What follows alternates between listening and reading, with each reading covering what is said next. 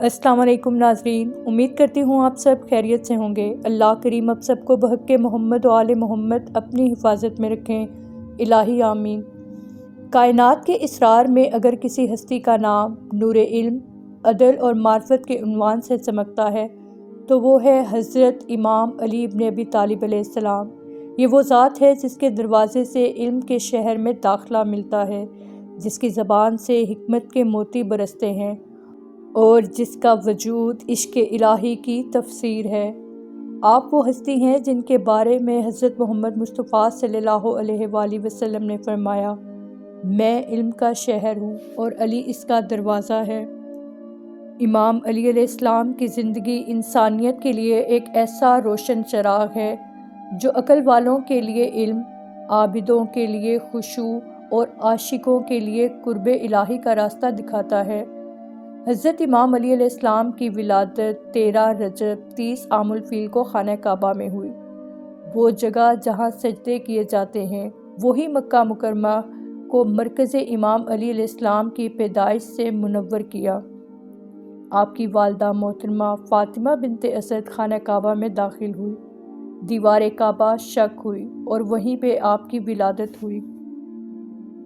اور خانہ کعبہ میں ولادت ہونے کا شرف صرف آپ کی ہی ذات کو حاصل ہے، نہ یہ شرف آپ سے پہلے کسی کو ملا اور نہ بعد میں۔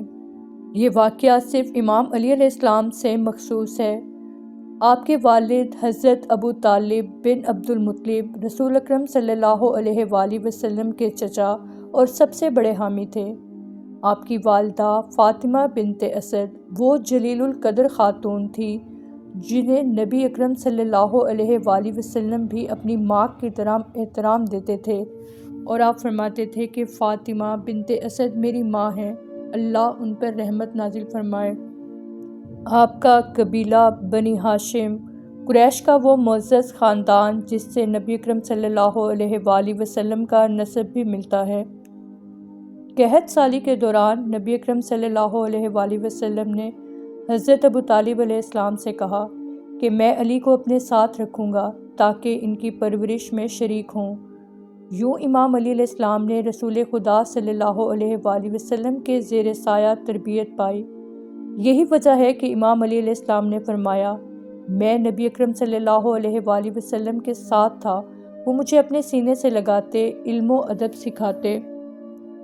جب حضرت محمد مصطفیٰ صلی اللہ علیہ وآلہ وسلم مکہ سے ہجرت فرما رہے تھے تو دشمنوں نے آپ کو قتل کرنے کے لیے منصوبہ بنایا اور آپ کے گھر کا محاصرہ کیا، تو حضرت محمد مصطفیٰ صلی اللہ علیہ وآلہ وسلم نے امام علی علیہ السلام سے فرمایا، اے علی میرے بستر پر سو جاؤ تاکہ میں نکل جاؤں۔ امام علی علیہ السلام نے اپنی جان کو خطرے میں ڈال کر رسول اکرم صلی اللہ علیہ وآلہ وسلم کے بستر پر سو کر تاریخ وفا رقم کی۔ مدینہ میں حضرت محمد مصطفیٰ صلی اللہ علیہ وآلہ وسلم نے اپنی بیٹی جناب سیدہ فاطمہ الزہرا کا نکاح امام علی علیہ السلام سے کیا۔ یہ جوڑا اسلام کی روحانی بنیاد بن گیا۔ ان کے گھر سے امام حسن علیہ السلام، امام حسین علیہ السلام، جناب زینب سلام اللہ علیہا اور بی بی ام کلثوم جیسے پاکیزہ چراغ روشن ہوئے۔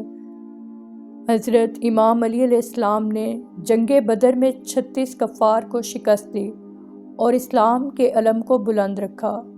جنگ احد میں تمام لشکر منتشر ہو گیا تو رسول اکرم صلی اللہ علیہ وآلہ وسلم کے پہلو میں امام علی علیہ السلام ڈٹے رہے۔ نبی اکرم صلی اللہ علیہ وآلہ وسلم نے فرمایا، علی مجھ سے ہے اور میں علی سے ہوں۔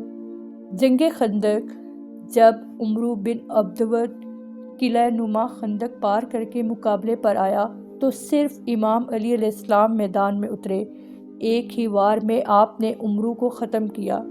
نبی اکرم صلی اللہ علیہ وآلہ وسلم نے فرمایا، علی کا ایک وار خندق کے دن تمام جن و انس کی عبادت سے افضل ہے۔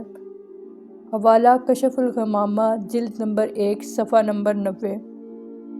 جنگ خیبر میں جب سب صحابہ قلعہ خیبر فتح نہ کر سکے تو نبی اکرم صلی اللہ علیہ وآلہ وسلم نے فرمایا، کل میں علم ایسے شخص کو دوں گا جو اللہ اور رسول سے محبت کرتا ہے اور اللہ اور رسول بھی اس سے محبت کرتے ہیں۔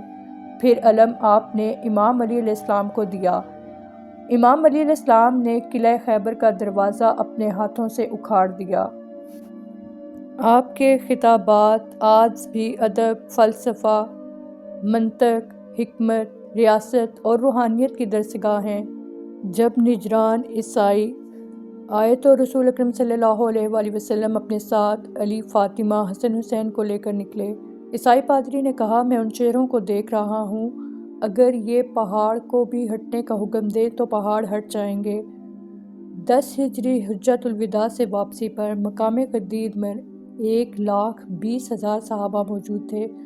رسول اکرم صلی اللہ علیہ وآلہ وسلم نے امام علیہ السلام کا ہاتھ بلند کیا اور فرمایا، من کنت مولا فہذا علی مولا۔ ترجمہ، جس کا میں مولا اس کا علی مولا۔ حضرت امام علیہ السلام کو وقت سحر 19 ماہ رمضان کو ضربت لگی جو آپ کی شہادت کی وجہ بنی، اور 21 ماہ رمضان کو آپ کی شہادت ہوئی۔ آپ کو مسجد کوفہ میں حالت نماز میں ضربت لگی جو آپ کی شہادت کی وجہ بنی۔ آپ کے قاتل کا نام ابن ملجم تھا۔ آج کی ویڈیو میں حضرت امام عالی مقام امام علیہ السلام کی زندگی پر مختصر سی روشنی ڈالی۔ امید کرتی ہوں آج کی ویڈیو آپ کو پسند آئی ہوگی۔ خوش رہیں، آسانیاں بانٹیں۔